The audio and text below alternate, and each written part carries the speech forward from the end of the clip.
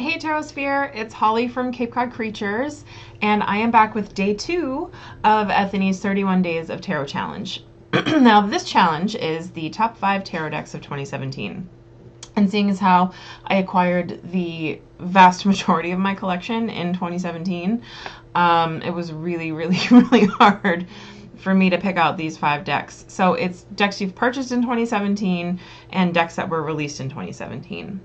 Now, the first 2, and I say 2 because it's Major Arcana, and since it's only 22 cards in each one, I'm counting them each as one deck, would be the Il Meneghello decks, the Kuniyoshi Cats, and the Hokusai Tarot. These are all Major Arcana. When you order a deck from him, you can get his schmancy handmade box, which I recommend doing because who knows how long he's going to be around anymore.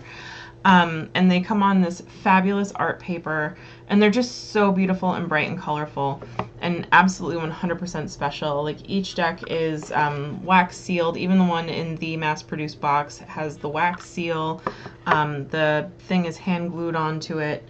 They come autographed and numbered. They're all limited edition. Some he does like 1,000, some he does 250.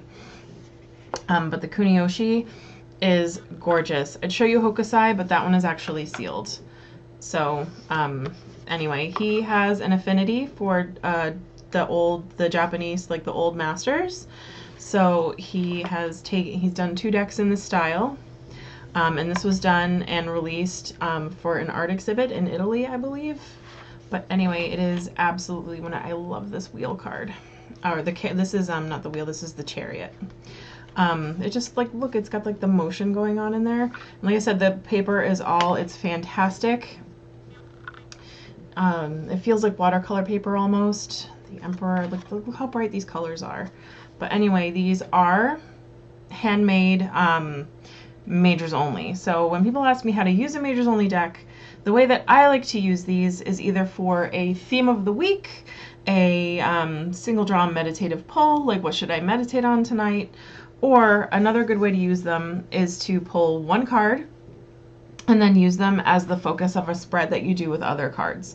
There's not that many decks in a tarot card deck in an Arcana deck to do a full spread with, and that's just the way it is. But again, beautiful. And if you don't own one of Maestro Meneghetzi's decks, you should. Definitely, if you collect, he does all sorts of different styles and stuff, and if you collect tarot, it's definitely something you should consider adding. His work is fantastic, and his decks are really special. Anyway, I'm gushing. Let's move on. So, my second tarot deck of the year, we're going to go to a Kickstarter one, would be the Arcanist Tarot. And this deck is fantastic. It's super adorable. So this was done by David DePascal, and he is an artist, a professional artist who does a lot of cartoon work for things like Cartoon Network. I think he's done stuff for DreamWorks, but he's making a living with his art, so thumbs up. And then he did a tarot deck as part of an Inktober challenge, and it grew from there. And this is my favorite High Priestess, by the way, from a lot of decks. For whatever reason, I just really enjoy that one. But anywho, this is a great deck for if you're doing readings for children. Again, it's done by a children's cartoon artist. Like, the colors are just awesome. It's minimalistic. I do have a little bit of it. Well, I don't have an issue because you need to memorize your meanings. Some of the images on the cards are, like, while they're beautiful, don't really hint at what, like, some of the cards have hints back to the Rider-Waite, and some of them are just, they don't. Some of them are very pippish. But that being said, it's a beautiful deck to use, especially if you have somebody that is of a more delicate constitution. And his Kickstarter was fantabulous. If he ever did another deck or another Kickstarter, I would back it in a heartbeat. It was very professionally run. Items arrived on time, in great condition. The tiers and stretch goals were amazing. So that definitely puts this deck at the top of my list for 2017. Then, of course, we've got deck number 3, which is my Nourrisson Bird Tarot. And I have not given up on being a retailer for this deck in the States, because this is a Japanese only deck and you have to jump through many, many hoops to get a copy, and that makes it very, very expensive. Well, not very expensive, but more expensive than a bridge size deck should be. But anyway, it is basically rider weight, just with, oh my god, the sun card. I love this. Is my favorite sun card. It's chickens. What? Look how adorable that is.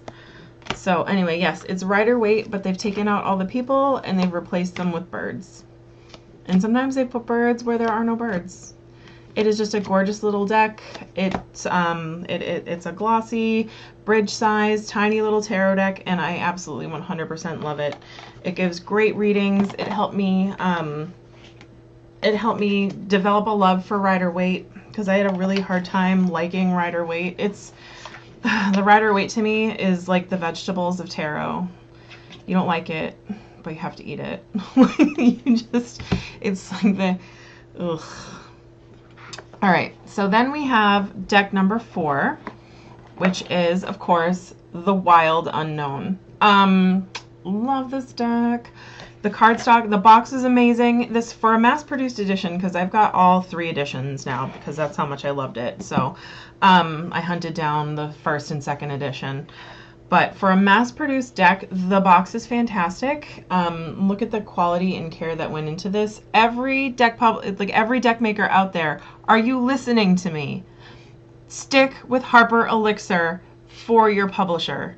Seriously, they have got making tarot down. I think that the biggest complaint that I have seen about the Wild Unknown mass-produced is that the borders are a teet uneven, like a smidge uneven.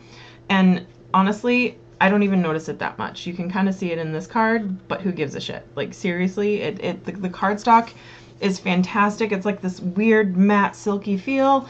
It needs to be broken in like a smidge, but it shuffles like a dream. You can rifle shuffle it. I mean, I use this deck. This is a workhorse deck for me. I use it like every day. You can rifle shuffle it. It's amazing. I cannot say enough about the quality of the deck. And then as far as the readings and the artwork are concerned, well, see for yourself. It is absolutely gorgeous. Do I have everything upside down now? Yes.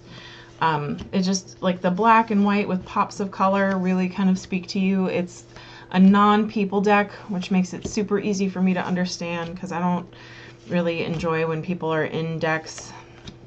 Sometimes it works, sometimes it doesn't. But one of the decks that really got me way back into tarot, I mean, the 2 most influential decks in my life would have to be Wild Unknown and Revelations by Zach Wong. So, without further ado, we are going to deck number 5, which would be Pagan Otherworlds. What?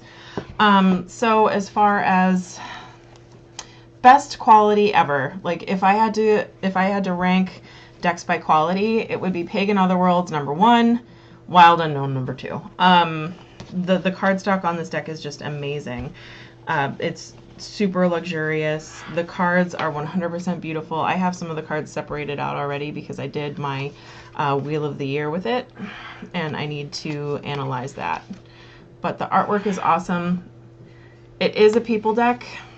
I fought getting this deck for so long. I did not think I would enjoy it. I was like, no, there's people in it. The artwork doesn't really, maybe. Like, I waffled and I hemmed and I hawed, and then finally I pulled the trigger. And now I own 2 copies because, again, that's how much I love it. If anything ever happened to my first copy, like, I've got a backup.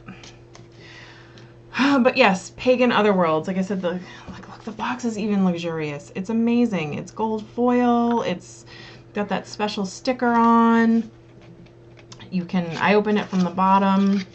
It's got extra cards, moon phases. It's just, like I said, it's a beautiful deck, and it's got some very poignant readings. If you want to have like a really serious reading, if there's a serious issue going on, Pagan Otherworlds is my go-to deck for that.